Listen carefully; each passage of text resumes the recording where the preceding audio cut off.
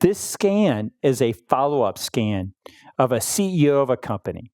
This guy ran a company. This is his follow-up scan about 3 months after his first initial scan. And we gave him strategies. He was part of our a panel of subjects that we're studying for the National Science Foundation. We gave him strategies to do. He came back, and he was supposed to be better. But guess what? He wasn't really any better. And I'm like, either we're wrong about our strategies, or you did not do them. And so we went through all the strategies. He claimed he was doing them all. So the 5 questions we had for him, which we'll cover right now, the things that cause either visceral fat to stay or get worse and not go away are cheating. So processed carbohydrates, processed foods. That is the biggest contributor, and I'll go back in a scan and show you why very convincingly. And he assured me, nope, I'm not eating processed carbs. The second was alcohol. Are you drinking? We saw people that consume alcohol based on the amount of alcohol they consume caused more deposition or more intransigence or made visceral fat refractory to elimination.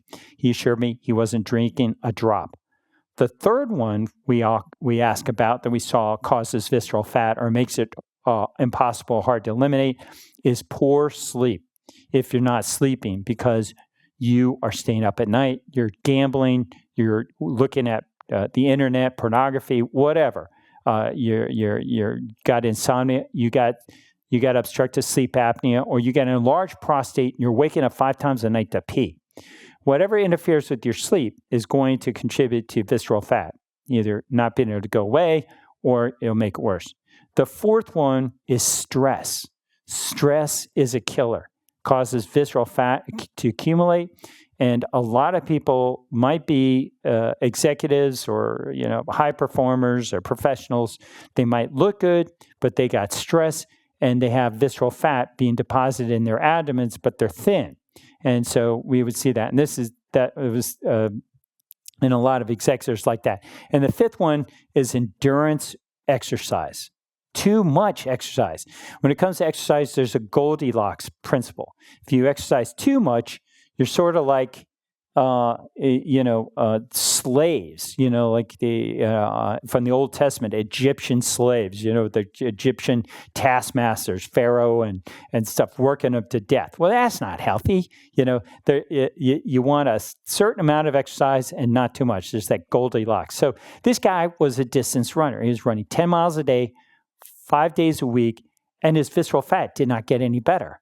But he was doing all the strategies. So he said, stop it, or we're going to kick you out of the study. No more free MRIs, no more free exams by, physicians. You're out of here. And so he agreed to quit running, and he started sprinting, which is what he was instructed to do in the first place. And in 2 months, these are the dates up here. He goes from here, all this visceral fat, to almost no visceral fat, Jesse. So he has no visceral fat, and look how he build up his muscles. I mean, the MRI tech, before he scanned him, said, Sean, when I was helping this guy get in his patient gown, he's got all these muscles now. And so when I scanned him, I'm like, God, that MRI is so dramatically different. I actually had to ask him if he was doing steroids or on testosterone replacement or some other pharmacologic, medication to enhance his change. I said, please don't corrupt our science. We got to know this because we're doing work for humanity for the National Science Foundation. So the only difference he did was he started sprinting. So to answer your point, sprinting has this really beneficial effect on eliminating visceral fat.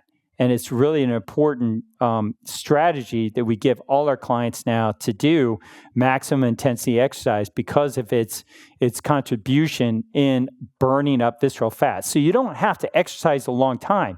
You just have to exercise very intensely for a short period of time infrequently. And how intense? Maximally. Your hardest effort. When you sprint, you're not just running fast. You're running as fast as you possibly can run. And that's what we find, that kind of level engagement of the musculature, your physiology, what you're involved with, burns that visceral fat the best. And obviously, if somebody is coming to this and they're loaded with visceral fat, subcutaneous fat, and they're really out of shape, they need to take their time in building up to that. Yeah. So that is a very good point. If you fail to appreciate that, the visceral fat that you've gotten has put you out of shape, if you suddenly decide to sprint, you are so at risk for straining a hamstring typically. And it always, every sprinter, everybody has tried to do this so far and it's got an injury sprinting. It's always when they accelerate.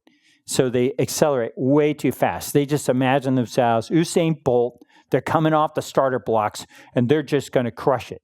Kevin Hart was recently in the news for doing this. He tore his abdomen. That's what he claimed.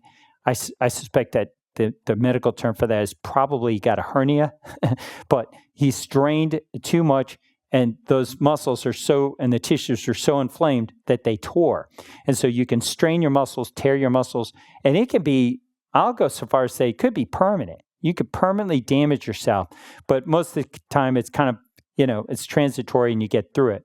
But to return to this subcutaneous fat that you just mentioned and the visceral fat, look at the deep subcutaneous fat here, how big it is there, and how much it's smaller it's gotten. So what nature does when you sprint is gets rid of visceral fat first, deep subcutaneous fat first, and it leaves your superficial subcutaneous fat, the good stuff. So when you do the right things, it gets rid of the bad and it allows the good tissue, your muscles, your superficial subcutaneous fat that's creating that glorious molecule to stick around. So that's the take-home message. If you're listening today, if you can find out the correct way to exercise, the correct way to live, the correct way to eat, then your body optimizes. And that's why I hope you follow, the Ultimate Health podcast. You're listening to Jesse to get his content to figure out how, to be ultimately healthy. I mean, it's an important goal. I mean, I think we're almost deserving humanity just simply holding out, getting healthy. I mean, there is such a difference in the degree to which you get healthy that it's almost a fool's errand to represent to somebody, we're going to get you healthy. No, you need to start with an awareness that your body is your most important physical asset that you own, that you will ever own, and that nothing influences the quality of life, how much you're going to enjoy or suffer every circumstance in the future that you're going to encounter than your body. And so recognizing that your body has more to do with that than anything else, you should be purposing to live your life every single day, all day long, to be optimizing your health so that you have the greatest impact on how much you're going to enjoy your life. And almost nobody does that.